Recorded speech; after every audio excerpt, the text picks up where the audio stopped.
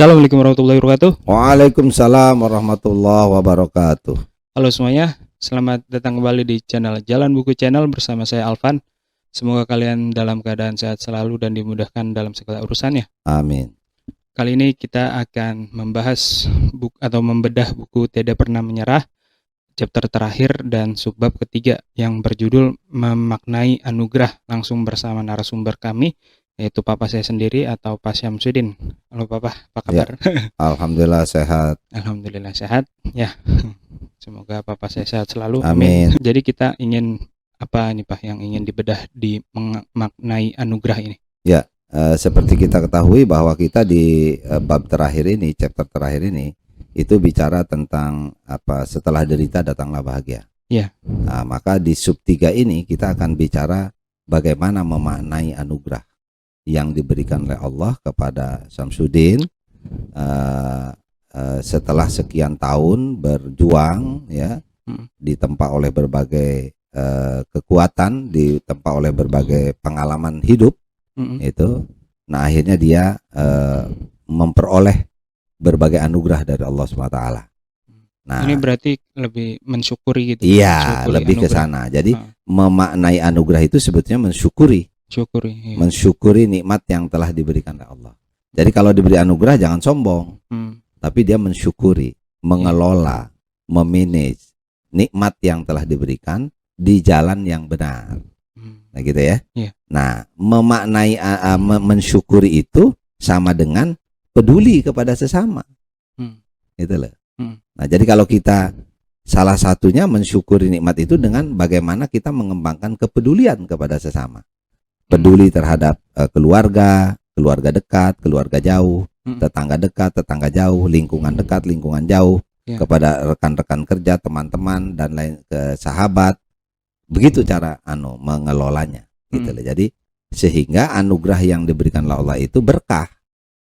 Ya kan? Berkah dalam artian punya manfaat yang luar biasa untuk lingkungan kita, baik di lingkungan keluarga, lingkungan masyarakat maupun lingkungan kerja atau lingkungan usaha kalau kita bergerak di bidang usaha. Itu barangkali intinya adalah itu. Jadi Papa ulangi, memaknai anugerah itu berarti mensyukuri berbagai nikmat yang telah diberikan oleh Allah kepada kita. Nah, mensyukuri itu adalah sama dengan peduli kepada sama. Jadi titik tekan adalah seberapa jauh kita mampu mengembangkan kepedulian ya kepada sesama, gitu. Semakin bagus dia mengembangkan kepedulian, berarti dia semakin mensyukuri nikmat yang diberikan oleh Allah kepada kita. Itu.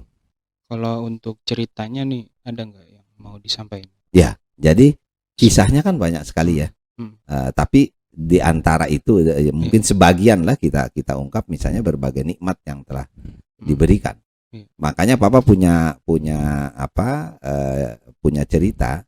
Waktu kamu lahir, Alvan lahir, itu diberi nama Alvan Amalan aja. Nah, kenapa diberi nama Alvan Amalan aja? Karena pada waktu itu tahun 99, Papa sudah merasakan bahwa ribuan cita-cita, ribuan harapan. Alvan tuh ribuan. Amala itu kan cita-cita, harapan. Ribuan harapan, ribuan cita-cita yang selama ini dicita-citakan itu sudah sukses, najah, tercapai. Itu tahun 99 tuh. Gitu loh. Nah, itu apa ya? Baru reformasi ya. Era reformasi 98 kan. Nah, itu 99 sudah begitu. Artinya apa? Suasana kehidupan Papa, kehidupan di keluarga, di kantor, di masyarakat pada saat itu sudah kondusif. Sudah, kalau yang kita bahas kemarin 10 tahun pertama kita meletakkan dasar-dasar, 10 tahun kedua kita melakukan pengembangan, ini mulai 10 tahun ketiga. Puncak aktualisasi. Ini mulai aktualisasi diri. Baru mau unjuk gigi di situ kan. Oh, kita bisa berprestasi, kita bisa mengembangkan potensi yang kita miliki. Tentu dengan pertolongan Allah ya. Itu yang dibahas di buku ini. Selain itu mungkin ada kisah lain gitu, maksudnya kan Abang udah baca sedikit tentang Pak Gofar. Ya. Itu. Ya, Mungkin bisa Bapak ceritakan. ya. Jadi sebetulnya agak malu ya kita cerita gitu karena itu menjadi tersanjung ya. Itu ucapan Pak Gopar bukan Papa. Iya. Pak Gopar Kan nggak ada Pak Goparnya di sini. menggambarkan Pak Gopar itu Saya menggambarkan berteman dengan Papa. Ada 2 kali kejadian yang menurut beliau itu ini luar biasa. Yang pertama di sekitar tahun 90 berapa gitu ya. Nah itu dia datang ke kantor kan gitu. Nah datang ke kantor karena merasa punya teman, datang ke kantor tiba-tiba diberi pekerjaan tanpa diminta. Dia nggak ngelamar dulu, Pak saya bergerak di sini bidang ini, tahu-tahu Pak Gopar bisa nggak ngerjakan ini? Nih coba kerjakan. Nah gitu. Jadi Papa kasih, istilah dia itu memberi tanpa diminta. Kejadian lagi hampir 25 tahun lebih.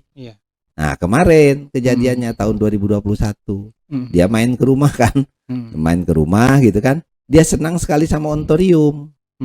Nah kita punya bunga ontorium di sana itu Alpan di rumah gitu kan. Nah terus kemudian dia ingin, cuma dalam hati aja, mau minta nggak berani. Papa menangkap ini orang kayaknya senang bunga ini. Nah pada pertemuan berikutnya di kantornya Pak Ade di Plaza Ciputat Plaza Emas, Papa bawa ontorium satu pot gitu kan. Sampai sana, ini buat apa Pak Sam? Ini buat Pak Gopar. Kaget dia. Nah jadi dia merasa kok Pak Sam berulang-ulang memberi ke saya tanpa diminta. Jadi Papa digelari orang yang biasa memberi tanpa dipinta. Gitu. Itu gambaran Pak Gopar ya. Gitu loh. Tapi itu korelasinya sama memaknai anugerahnya Papa gimana ya? Ya Papa selalu di sana korelasinya adalah begitulah cara bersyukur kepada Allah. Gitu loh. Jadi kita pedulinya itu yang kita iya praktekin. Kan peduli tadi. Ada orang pengen apa? Pekerjaan, dikasih kerjaan. Ada orang ingin apa? Ada orang ingin ontorium, kita kasih ontorium. Tapi tanpa diminta kan? Nah itu yang menurut beliau itu luar biasa. Kalau diminta dikasih umum, biasa orang. Yang katanya nggak biasa itu karena saya kan nggak minta sama Pak Sam, tapi Pak Sam kasih. Gitu. Nah ada rumusan gitu. Dari Pak Sopiudin misalnya, itu kan ada rumusan juga dari dia itu kan. Bahwa Pak Sam itu kalau kita mengadu, ketemu beliau mengadu persoalan-persoalan gimana, itu dia ambil persoalannya menjadi persoalan dia. Terus dikasih solusi. Akhirnya kita bisa keluar dari kemelut, dari kesulitan itu gitu loh. Nah itu jadi suka peduli terhadap persoalan sesama gitu loh. Belum tentu membantu uang, belum tentu harus memberikan uang, makanan atau apa, tapi bisa juga dengan solusi-solusi, dengan ide-ide, dengan pikiran gitu. Akhirnya bisa terbantu orang gitu loh. Dengan informasi yang mereka mungkin belum punya gitu kan, kita sudah punya, kita kasih informasi, itu membantu. Jadi peduli itu tidak harus dengan uang. Peduli itu bagaimana kita memposisikan berada seperti dia, seperti orang yang punya masalah. Berarti itu empati. Ya empati. Gitu. Empati itu adalah indikator dari syukur. Kalau orang nggak bersyukur ya sombong kan. Boro-boro mau empati sama orang kan. Nah gitu. Jadi bagaimana kita merasakan kesulitan saudara kita, kekurangan teman-teman kita, keterbatasan tetangga kita, itu dalam menghadapi persoalan. Nah kita coba duduk, kita dengarkan kalau dia bicara, kita perhatikan kalau dia memberikan pikiran-pikiran apa gitu, kemudian kita menunjukkan empati kita, peduli. Ya itu Abang juga nggak apa-apa ya ini ya, Bang.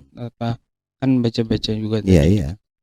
Ada kisah yang tentang itu, dari mana nggak tahu Abang, riwayatnya juga nggak jelas, maksudnya nggak disebutin riwayatnya dari mana. Itu yang kisah seorang soleh yang hidup kurang lebih 1000 tahun atau 500 tahun. Nah terus dia beribadah gitu. Nah terus sama Allah dia masuk surga karena rahmat gitu, bukan karena ibadahnya dia gitu.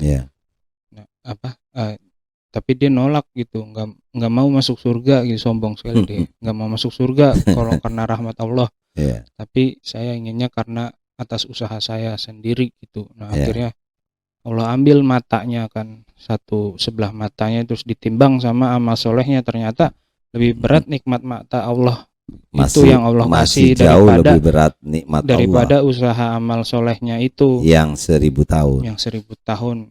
Nah, terus akhirnya dia pengen dimasukkan ke neraka, tapi dia tobat. Nggak jadi.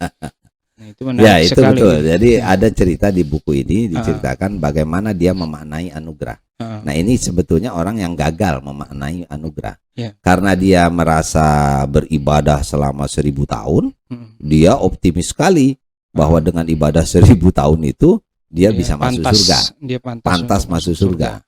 Padahal dia sudah diberi jatah untuk masuk surga karena rahmat Allah. Iya. Nah, dia sombong ketika malaikat rahmat mau masukkannya ke surga. Oh, saya nggak mau. Saya maunya masuk surga karena amal ibadah saya. Saya kan mau rajin ibadah begini. Nah, Allah suruh kan timbang. Malaikat timbang aja itu biji matanya. Satu. Dengan amal yang 1000 tahun itu. Ternyata masih berat biji mata yang nikmat Allah itu kan. Nah, sudah masukkan ke neraka.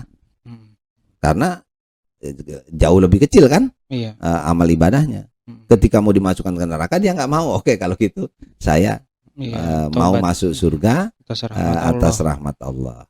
Nah, itu yang memaknai anugerah itu sebetulnya kan tadi yang bersyukur. Jadi sebetulnya setelah diberi rahmat apa? Oh, terima kasih ya Allah, saya dimasukkan ke surga gitu dong. Bukan dia protes kenapa saya masuk surga karena rahmat gitu kan. Dia tidak mensyukuri itu. Itu artinya dibalik ini.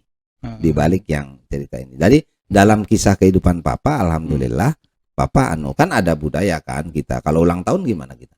Pagi-pagi sujud syukur, kita berulang tahun. Ulang tahun apa? Kelahiran, pernikahan, segala macam kan. Nah, kita isi dengan sujud syukur. Itu salah satunya. Itu untuk membiasakan bahwa kita tuh jadilah orang yang bersyukur. Nah, itu orang yang bersyukur itu sedang memaknai anugerah. Artinya anugerah itu dibaca positif kan. Gitu loh, disyukuri, ya kan? Bagaimana kita agar bermanfaat untuk sesama, gitu kan ya? Untuk ada kepedulian kepada sesama, gitu loh. Makanya ada apa? Suka ngasih makan anak yatim, ngasih makan apa, gitu kan ya? Karena dia mendapatkan anugerah, gitu loh, umur panjang, sehat walafiat, gitu kan? Itu momentum-momentum yang punya sejarah gitu kan, segala macam. Itu barangkali ada yang untuk teman-teman, untuk para pembaca buku sebaiknya mengambil pelajaran dari kisah di memaknai anugerah itu. Jadi sebaiknya ya kita harus melatihkan, harus membiasakan setiap mendapat nikmat Allah ya bersyukur. Tapi bersyukurnya tidak cukup dengan membaca hamdalah, dengan sujud syukur, itu sudah baik. Tapi harus lebih baik lagi. Apa? Peduli kepada sesama. Biasakan peduli kepada saudara sekandung dulu, ya kan? Nanti saudara sepupu, nanti saudara jauh, kerabat jauh gitu kan? Nah, kemudian kepada teman-teman dekat dulu, nanti ke teman-teman jauh. Kepada tetangga dekat dulu, nanti ke tetangga jauh. Kembangkan kepedulian itu. Nah, dilatihkan. Oh, ini teman sekolah, nanti teman sekampung, nanti teman gitu. Itu supaya apa? Supaya nanti kita diberi keberkahan oleh Allah. Karena kita memaknainya dengan cara yang benar, yaitu bersyukur dan menunjukkan syukurnya salah satunya dengan meningkatkan kepedulian dan empati kepada sesama, senasib sepenanggungan, gitu kan, seperjuangan, gitu kan. Ya, terima kasih Papa atas waktunya telah menyempatkan pada episode kali ini untuk diwawancarai. Dan bagi teman-teman yang ingin tertarik untuk membaca buku ini atau buku Tiada Pernah Menyerah, silakan hubungi nomor di bawah ini. Ya, terima kasih sekali lagi saya ucapkan, dan jangan lupa di like, komen, dan subscribe. Wassalamualaikum warahmatullahi wabarakatuh.